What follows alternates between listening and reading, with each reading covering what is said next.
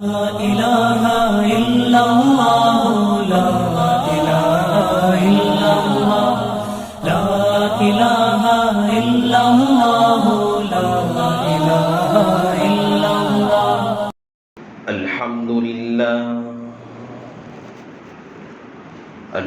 لله نحمده ونستعينه ونستغفره ونؤمن به ونتوكل عليه ونعوذ بالله من شرور أنفسنا ومن سيئات أعمالنا من يهده الله فلا مضل له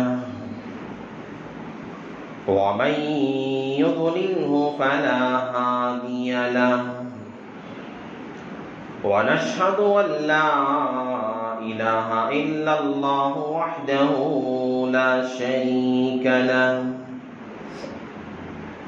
ونشهد أن سيدنا ومولانا محمدا عبده ورسوله صلى الله عليه وعلى آله وأصحابه وبارك وسلم تسليما كثيرا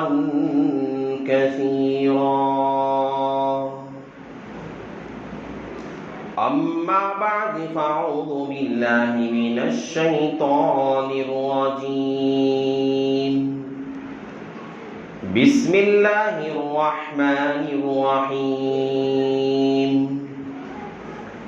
إن الذين يؤذون الله ورسوله ولعنهم في الدنيا والآخرة وعد لهم عذابا مهينا وقال النبي صلى الله عليه وسلم من سب نبيا فاقتلوه ومن سب أصحابي فاضربوه أو كما قال النبي عليه الصلاة والسلام رب اشرح لي صدري ويسر لي أمري واحلل عقدة من لساني يفقه قولي اللهم صل على سيدنا مولانا محمد في أول كلامنا اللهم صل على سيدنا مولانا محمد في أوسط كلامنا اللهم صل على سيدنا مولانا محمد في آخر كلامنا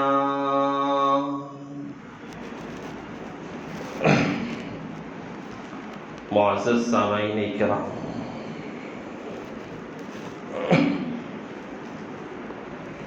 اور میرے غیور نوجوان مسلمان بھائیوں،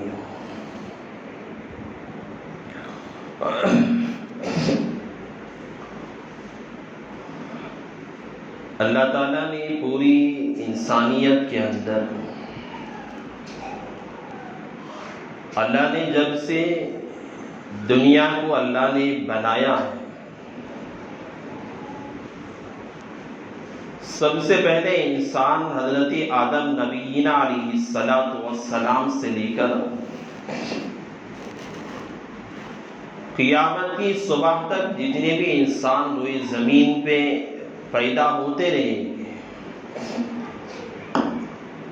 اور دنیا میں جتنے بھی انبیاء اللہ کی طرف سے مبعوث کیے گئے اور جتنے رسول اللہ کی طرف سے دنیا کے اندر مبعوث ہوئے، ساری انسانیت کے اندر، سارے انبیاء کے اندر، سارے رسولوں سے، سارے پیغمبروں سے اللہ نے اللہ کے نبی علیہ السلام کو ایک مقام اللہ نے عطا فرمایا، جو مقام اللہ نے نبی کریم صلی اللہ علیہ وسلم کو دیا ہے، اس مقام تک کوئی نبی آج تک نہ پہنچا ہے، نہ پہنچ سکتا ہے۔ اور انسانیت کے اندر سب سے اعلیٰ مقام جناب محمد الرسول اللہ صلی اللہ علیہ وسلم کا۔ اللہ کے نبی علیہ السلام کے اس مقام اور مرتبے کی وجہ سے اللہ نے اس امت کے مرتبے کو بھی اللہ نے بڑھا کے رکھا ہے۔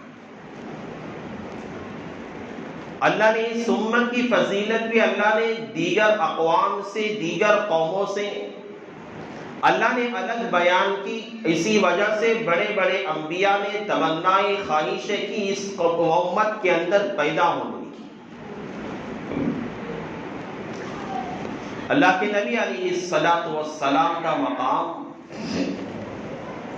دنیا کے اللہ تعالیٰ نے اپنے نام کے بعد دنیا میں بڑے بڑے انبیاء، بڑے بڑے رسول دنیا کے اندر آئے۔ اللہ نے کسی کو خلیل اللہ کا لقب دیا، اللہ نے کسی کو مسیح اللہ کا لقب دیا، اللہ نے کسی کو ذبیح اللہ کا لقب دیا، اللہ نے کسی کو اپنا خلیل کہا، کسی کو اپنا دوست کہا، اللہ نے کسی کو اپنا چہیتا پیغمبر کہا، اللہ نے الگ الگ القاب انبیاء کو دیے۔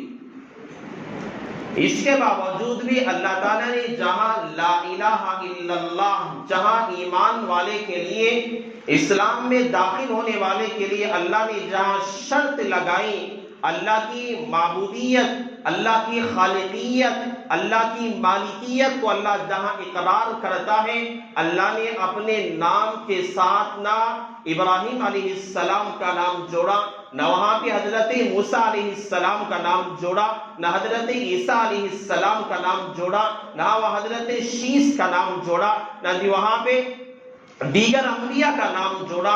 اللہ تعالیٰ نے اپنے نام کے بعد اللہ نے اگر کسی نبی کا، کسی انسان کا، کسی بشر کا اللہ نے اگر نام لگایا تو وہ جناب محمد الرسول اللہ صلی اللہ علیہ وسلم کی ذات اقدس ہے۔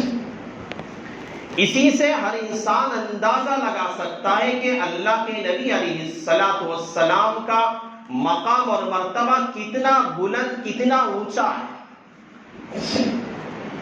اللہ کے نبی علیہ السلام دنیا میں آنے کے بعد اعلاء کلمت اللہ کا جب اللہ کے نبی نے کام جب شروع کیا، اللہ کا پیغام، اللہ کی دعوت، اللہ کا لایا ہوا وحی کا پیغام جو اللہ نے اللہ کے نبی علیہ السلام کو حضرت جبرائیل کے ذریعے سے اللہ نے دیا، اس پیغام کو لے کر اللہ کے نبی علیہ السلام جب مکہ کی گلیوں میں، مدینہ کے، مکہ کے بازاروں کے اندر، جو پہاڑوں پر ہر جگہ جا کر اللہ کے کلمے کو پہنچا رہے تھے، دعوت دے رہے تھے، اسلام کے کام کر رہے تھے، یہ جو کام ہو رہا تھا، لوگوں نے دیکھا، کافروں نے دیکھا، قریش مکہ نے دیکھا، یہ آدمی محمد یہ مکہ کے اندر آ کر یہ ہمارے جو ہم لوگ جو سینکڑوں خطاؤں کے سامنے اپنی ایک پیشانی کو جھکایا کرتے تھے،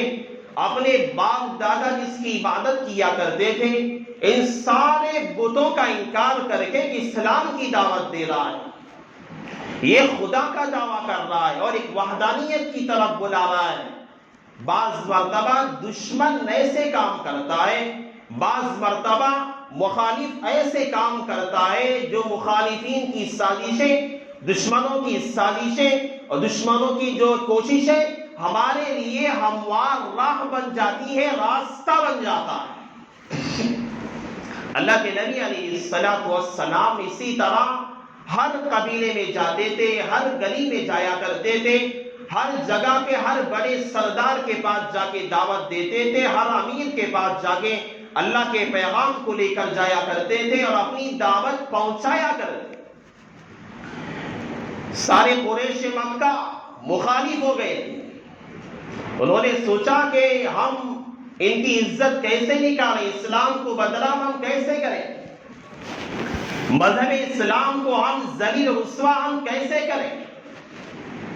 لوگوں نے قریش مکہ کے بڑے بڑے سردار جمع ہوئے، سب نے اپنی اپنی رائے پیش کی اور کہا کہ آنے والے ایام حج کے ایام ہیں، حج کے ایام میں ہر جگہ سے لوگ حج کرنے کے لیے مکہ میں آیا کرتے ہیں، اور یہ ظاہر سی بات ہے کہ یہ محمد جو نامی آدمی ہے رسول اللہ صلی اللہ علیہ وسلم، یہ ہر قبیلے میں جائے گا۔ مکہ کے اندر حج کے لیے جو بھی قافلہ آئے گا، جو بھی قبیلہ آئے گا، ہر قبیلے کے پاس جائے گا، ہر کیمپ میں جائے گا، ہر انسان کے پاس جا کر یہ اپنی دعوت پہنچائے گا۔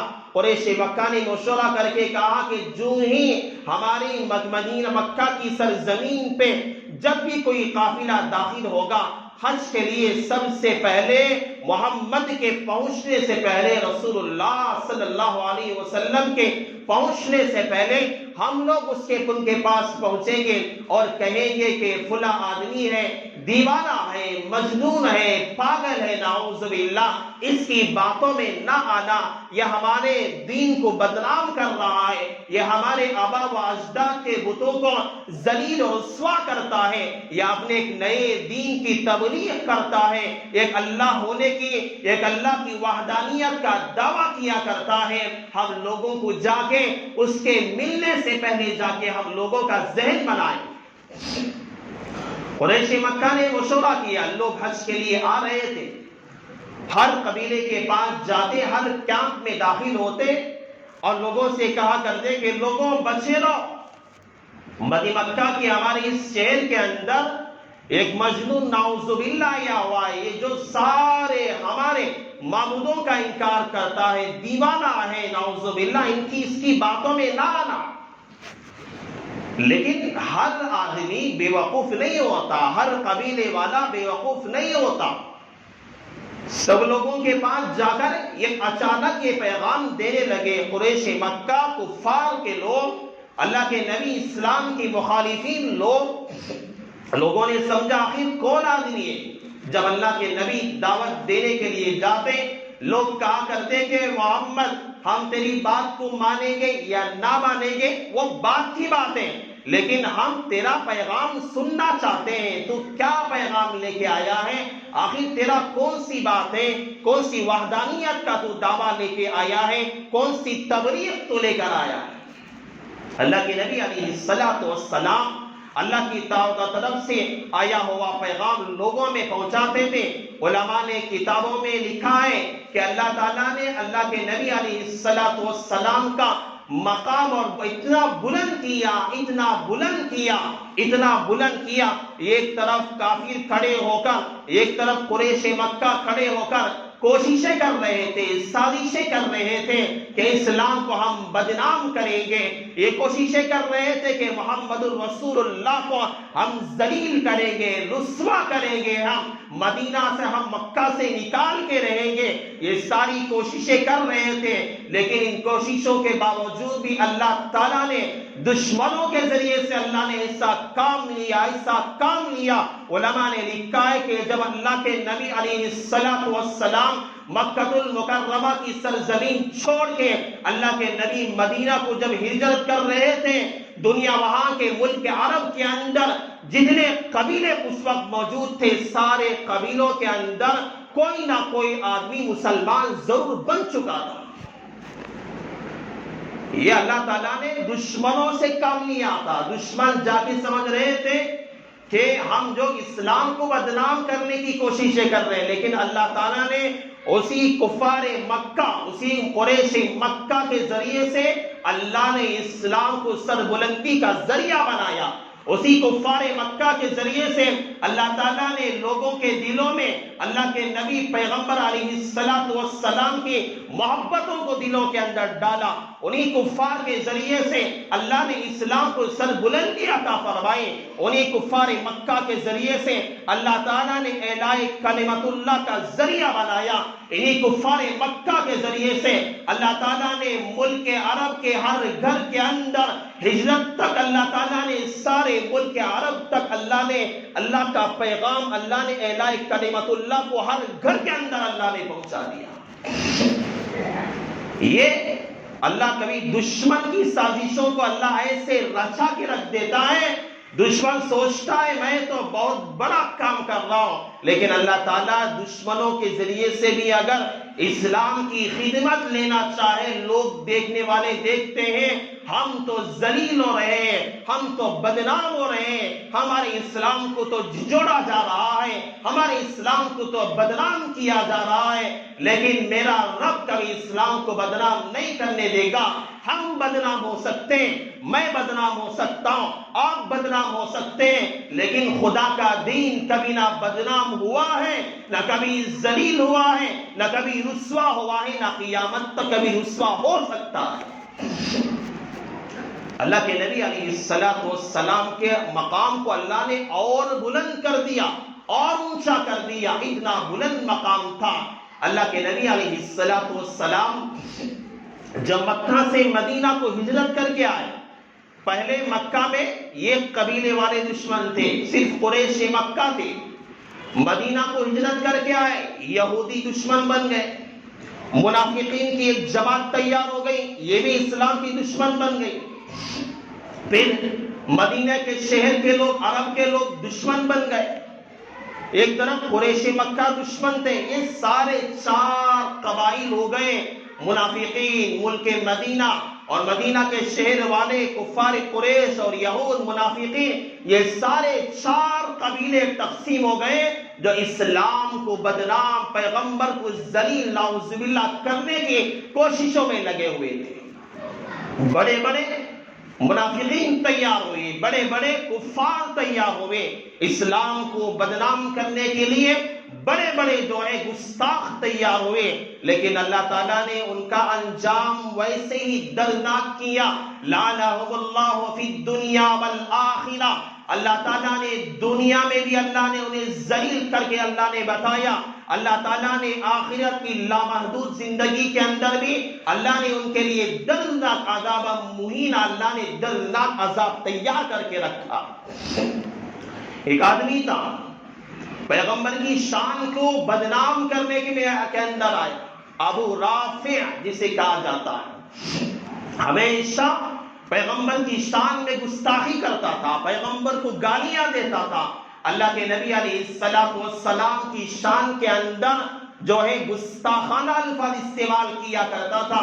اللہ کے نبی علیہ السلام نے حضرات صحابہ کی ایک جماعت تیار کی، اور جس میں اللہ تعالیٰ کے نبی نے حضرت عبداللہ ابن عتیق رضی اللہ تعالیٰ کو اللہ کے نبی نے امیر بنایا اور کہا کہ من سب نبیا فاقتلوہ، اے میرے صحابہ جو نبی کو گالیاں دے، جو نبی کی شان کے اندر گستاخی کرے، جو نبی کی شان کو بدنام کرنا چاہے، جو نبی کی شان پہ کیچڑ اچھالنے کی کوشش کرے، فاقتلوہ، اسے قتل کر دو۔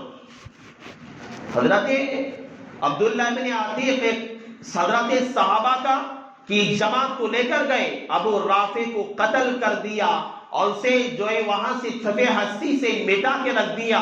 پیغمبر کی مجلس میں آتے ہیں، اللہ کے نبی سے عرض کرتے ہیں کہ یا رسول اللہ، ابو رافع کا خاتمہ ہو چکا ہے۔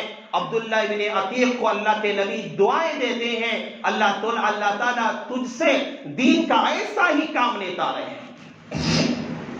ایک عورت گستاخ رسول دنیا میں دیکھو، دنیا میں ہم جو آج کل دیکھ رہے ہیں، واٹس ایپ کے ذریعے سے، ہم نیوز چینلوں کے ذریعے سے، ہم جو ہے سوشل میڈیا کے ذریعے سے ہم دنیا میں دیکھ رہے ہیں کہ ہر زمانے میں ہمارے نبی کی شان میں گستاخی کرنے والے ذلیل کمینے دنیا میں پیدا ہوئے۔ ہر زمانے میں کوئی نہ کوئی پیدا ہوا، ہر زمانے میں کوئی نہ کوئی دنیا میں آیا، اللہ کے نبی کی شان کو بدنام کرنے کی کوششیں لوگوں نے کی، بڑے بڑے کافروں نے کیا، ابو جہل نے کیا، عتبہ نے کیا، شیبہ نے کیا، امیہ ابن خلف نے کیا، بڑے بڑے سرداروں نے کیا، لیکن اللہ تعالیٰ نے ان کا انجام ایسا کیا، دنیا نے ان کے انجام کو دیکھا ہے۔ دنیا میں ہمارے اس دور میں جو ہم بار بار دیکھ رہے، لوگوں کے درمیان جو چرچے ہو رہے ہیں، وسیم رضوی نے اللہ کے نبی علیہ السلام کی شان میں اس نے گستاخی کی، بڑے بڑے خطرناک الفاظ اس نے استعمال کیے. اللہ کے نبی کی شان کے اندر اس نے کیچڑ اچھالنے کی کوشش کی. اس نے نام اپنا مسلمانوں کا رکھا. وہ شیعہ، یہ چیئرمین جو ہے اپنی جگہ شیعہ جو چیئرمین کہلاتا ہے، یہ وسیم رضوی اپنے بہت زمانے سے اسلام کو بدنام کرنے کی کوششیں کر رہا ہے.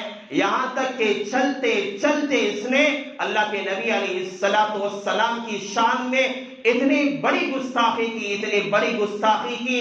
سب سے پہلا لفظ جو اس ملعون نے، اس شیطان نے جو لفظ سب سے پہلا کہا کہ نعوذ باللہ، پیغمبر بچپن کے زمانے سے دماغی اعتبار سے کمزور تھے، جس کی وجہ سے سارا قرآن جھوٹا. نعوذ باللہ. اگر اللہ کے نبی پہلے بچپن کے زمانے سے اگر کمزور رہتے، وسیم رضوی سے اللہ کا کلام کہتا ہے ساری سیرت کی کتابیں، تورات اگر وہ پڑھے گا، انجیل اگر وہ پڑھے گا، اس زمانے کی رامائن اگر اٹھا کے وہ پڑھے گا، وسیم رضوی کو پتا چلے گا لوگوں کے کہ میرا پیغمبر کیسی شان والا تھا. اللہ کے نبی علیہ السلام مکہ کی گلیوں کے اندر جب گزرا کرتے تھے، وقت کے زمانے کا دشمن اسلام ابو جہل، عتبہ، شیبہ، جب اللہ کے نبی گزرا کرتے تھے کہا کرتے تھے لوگ، ارے دیکھو صادق آ گیا، امین آ گیا، سچا آ گیا، امانت دار آ گیا.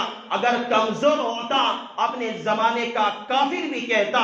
میں نے گزشتہ جمعہ کہا تھا ابو سفیان نے اس زمانے کے اندر روم کے بادشاہ کے سامنے کھڑے ہو کے کہا تھا، اس نے جو بھی سوال کیا تھا روم کے بادشاہ نے، ابو سفیان نے اپنے کفر کی حالت کے اندر رہتے ہوئے جواب دیا کہ پیغمبر صحیح آدمی ہے، محمد نامی آدمی یہ سچا انسان ہے، اچھے اخلاق والا انسان ہے، بڑے اچھے کردار والا انسان ہے.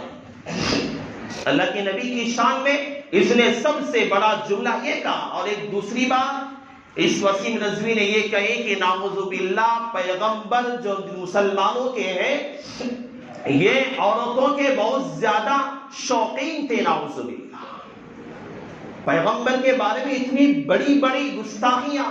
سوڈان کے اندر 2007 میں اخبارات اٹھا کے اگر دیکھیں، نیٹ پر مار کے دیکھیں گے، آپ کو ملے گی 2007 میں سوڈان کے علاقے کے اندر ایک شیطان نے اللہ کے نبی کی کئی تصویریں بنائی اور مسلمانوں کو ذلیل کرنے اللہ کے نبی کی شان میں گستاخی کی. ان بطش ربک لشدید. دنیا والے چاہے اسے بچانے کی کوشش کریں گے، دنیا کی کورٹیں، دنیا کی حکومتیں وسیم رضوی کو بچانے کی چاہے کوشش کرے گی، چاہے دنیا کی حکومت وسیم رضوی کو بچانے کی کوشش کرے گی، یہ وقت کی حکومت کے تل میں چاٹنے والا انسان ہے. یہ خبیث، ایک کمینہ اللہ کے نبی کی شان میں گستاخی کر کے اپنے آپ کو اس وقت کی حکومت کے سامنے بہت بڑا انسان سمجھنے لگا ہے.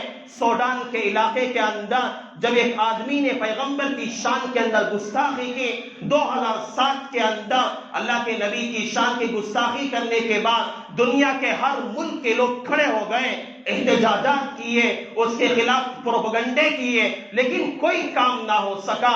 حکومت نے اس کے لیے ایک جو ہے ملٹری کو دے دیا، فوج کو دے دیا، اس کی حفاظت کر رہے تھے. حکومت اس کی طرفداری کے اندر تھی، حکومت اس کی حفاظت کے اندر لگی ہوئی تھی. لیکن میری رب کی پکڑ جب آیا کرتی ہے، اللہ کی پکڑ جب آیا کرتی ہے، دنیا کی سپر پاور طاقتیں لوگوں ناکام ہو جاتی ہیں. یہ جا رہا تھا 2015 کے اندر بھی اس کی کوششیں کی گئی. 2015 کے بعد یہ کار میں جا رہا تھا، ایک ٹرک سے بس اس کا جو ہے ایکسیڈنٹ ہوا، ایسا تباہ ہوا، ایسا جلا ریزہ ہو گیا، اس کی لاش کے ٹکڑے ملنا مشکل ہو گیا تھا.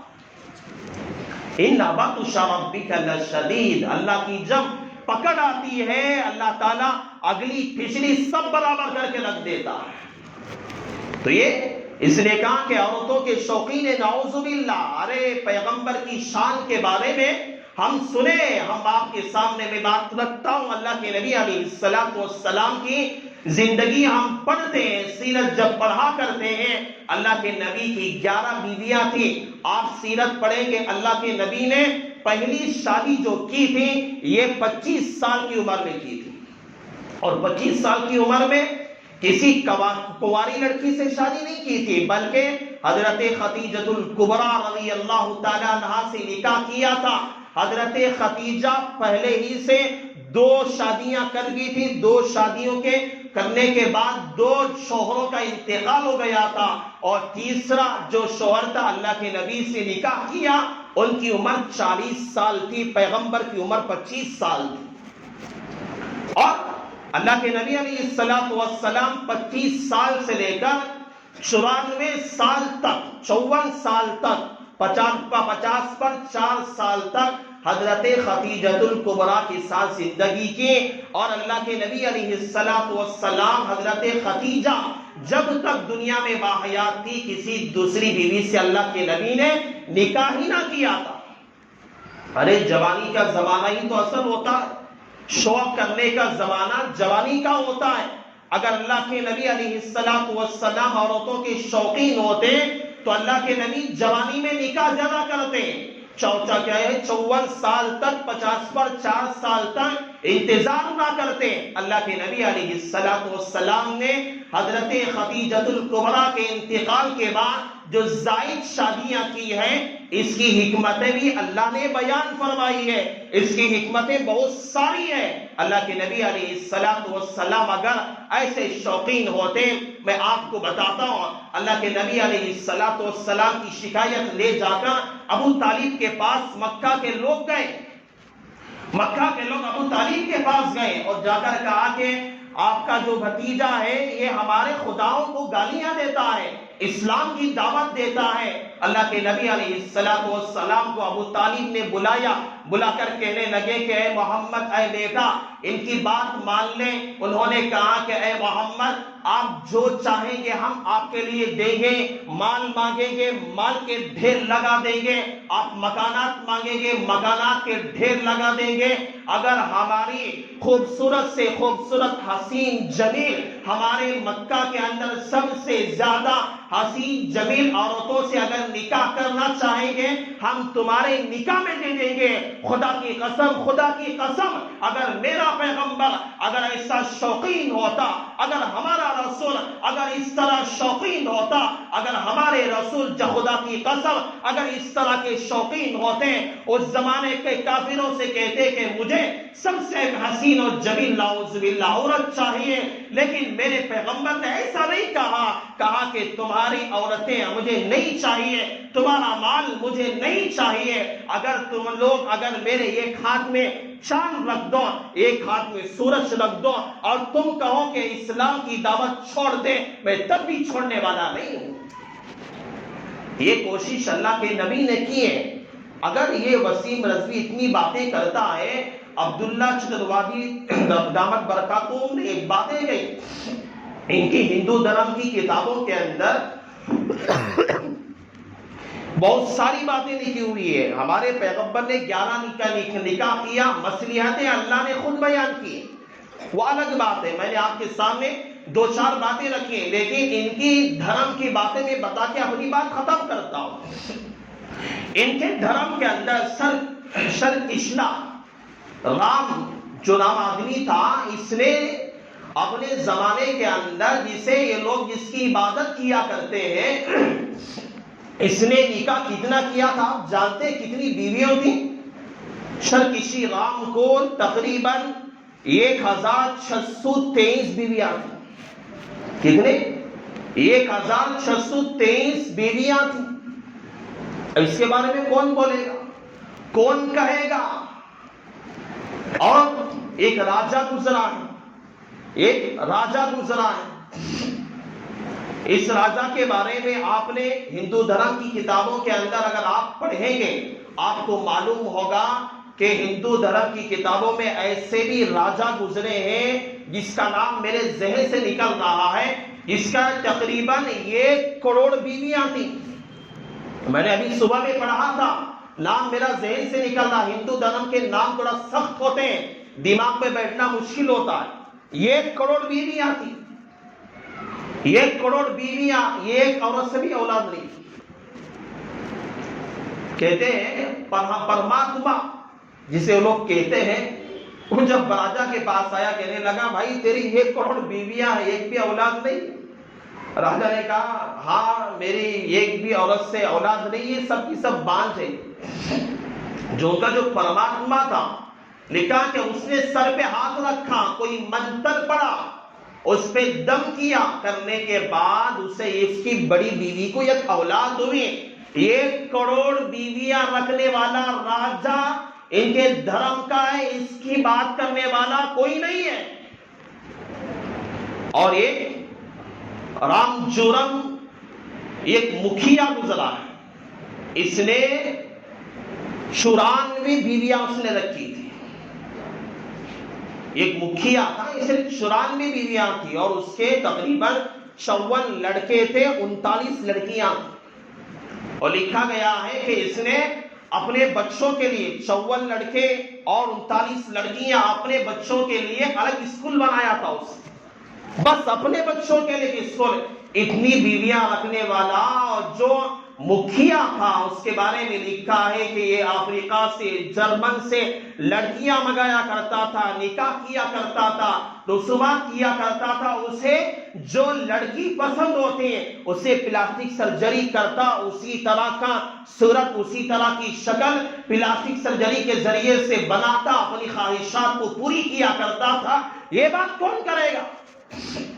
अल्लाह के नबी अलैहिस्सलातु वस्सलाम अगर ऐसे शौकीन होते तो ये इस्लाम इतना ना फैलता। आज से 1450 साल का अरसा गुजर गया, आज लखनऊ के इलाके में खड़े होकर कोई शैतानी अल्फाज कहता है, मुसलमानों की इससे घबराने की कोई जरूरत नहीं है। ये इस्लाम जितना दबाओगे उतना ही उभरता रहेगा। आदमी कोई आसमान पे थूकता है कि आसमान जो है गलीज है, नापाक है। आप आसमान को थूकने वाला थूक कभी आसमान को पहुंचा नहीं सकता। अगर थूकेगा वहीं थूक उसके मुंह पे उड़ेगा। अल्लाह के नबी की शान में गुस्ताखी करेगा, इसका अंजाम दुनिया वाले देखेंगे। सूडान के अंदर इस तरह हुआ था, वसीम रजवी का हाल भी सही होगा। अल्लाह ताला दर्दनाक अजाब देगा। इस वक्त की हुकूमत के जो है मुहाफिजीन के दरमियान में शायद वो होगा, लेकिन अल्लाह ताला की जब पकड़ होगी, लाअनहुमुल्लाहु फिद दुनिया वल आखिरा, अल्लाह ताला ने कहा कि आदाब इन्ना लहुम आदाब मुहीना, हमने ऐसे लोगों के लिए दर्दनाक अजाब तैयार करके रखा है। अल्लाह का कुरान कभी झूठा नहीं हो सकता। वह अंजाम भी हम इंशाअल्लाह देखेंगे। जिन लोगों ने गुस्ताखी की है, अल्लाह ताला ने उनको जलील किया, अल्लाह ने इन्हें रुस्वा किया है। इन लोगों को अल्लाह ताला ने जमीन में धंसा के रख दिया है। अल्लाह ताला ने इनके नामो निशान को अल्लाह ने मिटा के रख दिया है। रहती दुनिया तक लोग देखते रह जाएंगे इंशाअल्लाह। इसलिए हमें परेशान होने की जरूरत नहीं है।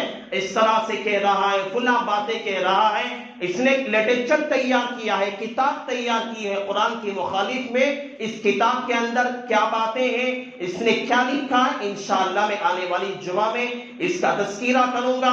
अल्लाह ताला ने जो बातें आज अल्लाह ने मुझसे कहलवाई हैं, अल्लाह ताला हम सबको अल्लाह हमारे साले की तौफीक अता फरमाए। अल्लाह ताला सारे मुसलमानों की ईमान की अकाईद की अल्लाह ताला हिफाजत फरमाए। बस इन्हीं कलमात पर अपनी बात का इख्तिताम करता हूँ। आमीन व आखिरु दावाना अनिल हम्दुलिल्लाहि रब्बिल आलमीन।